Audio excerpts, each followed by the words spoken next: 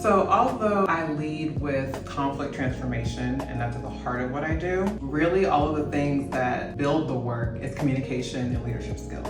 I feel like those are the things that once we master, it resolves the recurring conflicts that happen in our lives every day.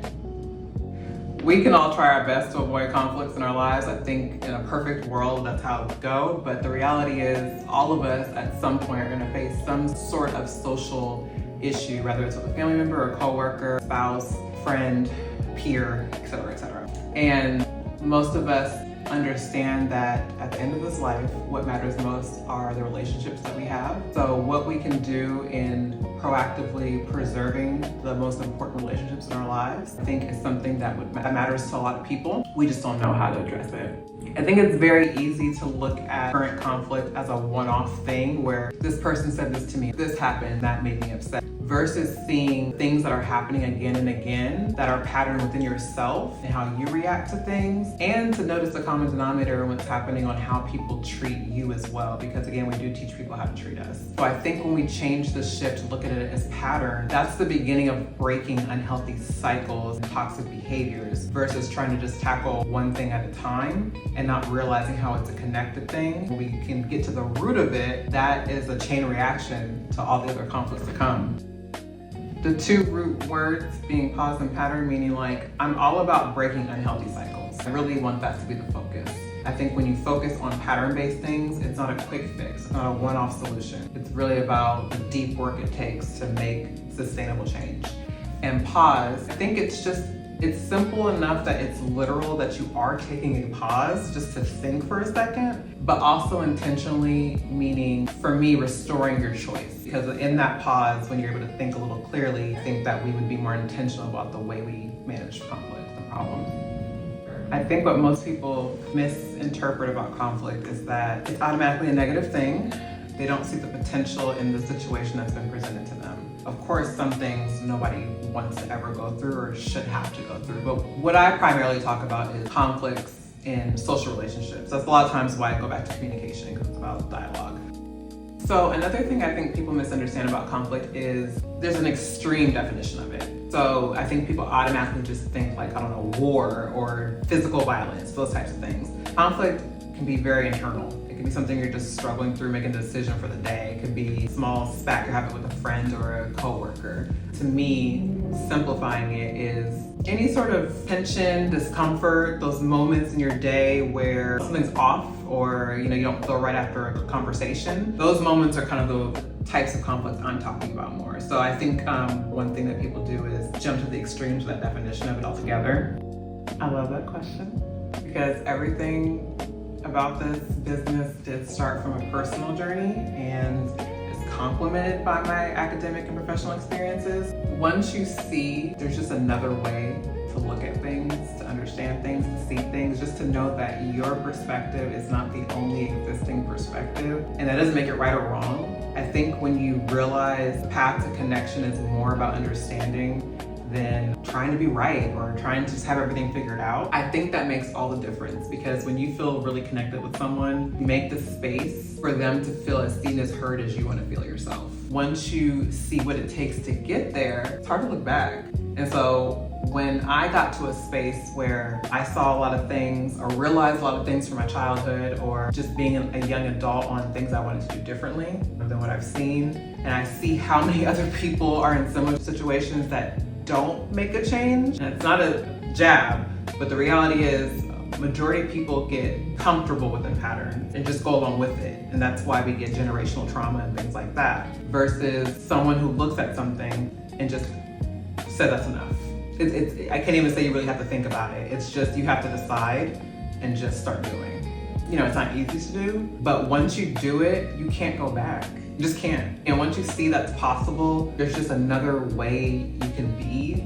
And it doesn't have to be so much drama every day. I don't have to have this kind of toxicity in my life. I'm in control of who I allow in my life. For the most part, there's always exceptions.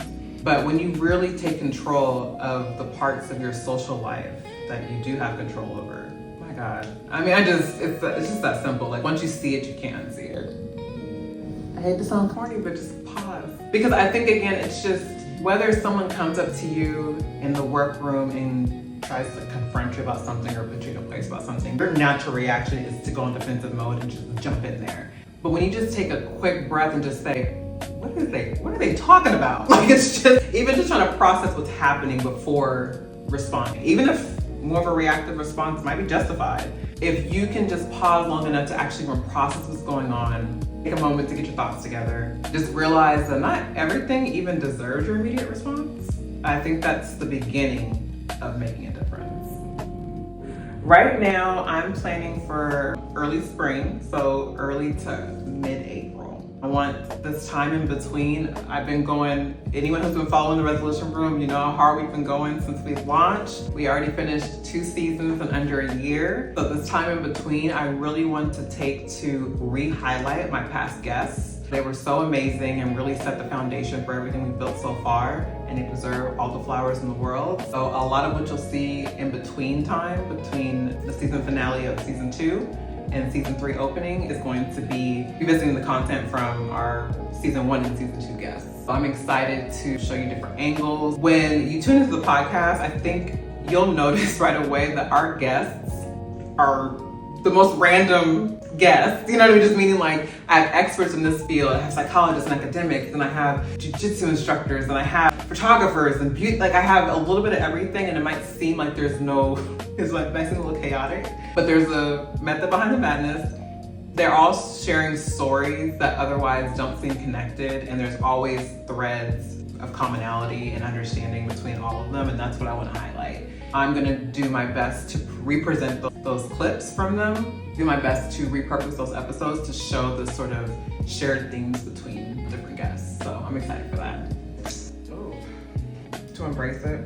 I think anyone who knows me, all of this is not easy. I don't like being in front of camera. I just be vulnerable. I don't like having to do all this. For me, it really is about the work that's important to me. I just want to get it out there. But so far, what I have learned about this whole brand thing is I'm kind of rediscovering myself. So I have to revisit my why of everything and what, just what tells my story as well as the business's story. And so that part has been fun. And so I'm just learning how to embrace that more. I hope when people encounter me, they walk away feeling connected. Like, I feel like I don't really even try, it's just kind of like how I operate. But like, when I'm talking to someone, it's very rare that you're gonna see me on my phone while you're talking to me. I'm gonna give you my attention. I'm gonna be looking at you. I'm gonna ask thoughtful questions afterwards. I'm not just passively listening to you. If I take the time, this is the selfish part about it too, but like, if I take my time to connect and talk with you, I'm invested. I'm interested in you as a person, and especially like my friends. When I ask you how you're doing, I hate when people just tell me fine or good. Like, I'm asking you how you are as a human being. Like, how often do you really get to say how you're feeling today? Tell me, and I care. So I hope when people just interact with me, or anyone who's met me, cross paths with me, just feel that I'm a genuine person I just try to connect with people. Like, I think even my approach in my work, I think I'm pretty professional. However, there's a layer to me that I always try to bring everything down to the human level. At the end of the day, we're all just people trying to figure stuff out. And I really hope people can feel like they can be their authentic self with me without judgment. But one thing about me though is I'm always going to be the person who tries to help you be your best. I think a lot of people think everyone wants the best for them, who knows them. It's not true. Sometimes it could be a stranger. You know what I mean? Like, a lot of times it happens with families, I'm gonna be the one to try to encourage you to do certain things that I know you're capable of, even when you don't see it in yourself. If you want me to, I'm not gonna push it, but I'm not saying I'm gonna, but you know what I mean? Like, I care about people and just feel like, look, we got one shot at this life. Let's do what we can with it. I think even my family and my friends like sometimes look at me doing this stuff now and just think, oh, it's so cool, you're so brave, you're so this. And I'm like, do you have any idea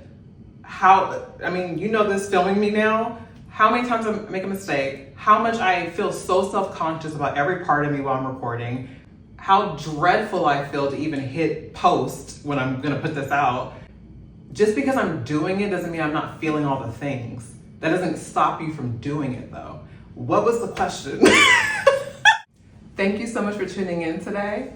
Remember to keep building in the quiet, because that's what will carry you forward.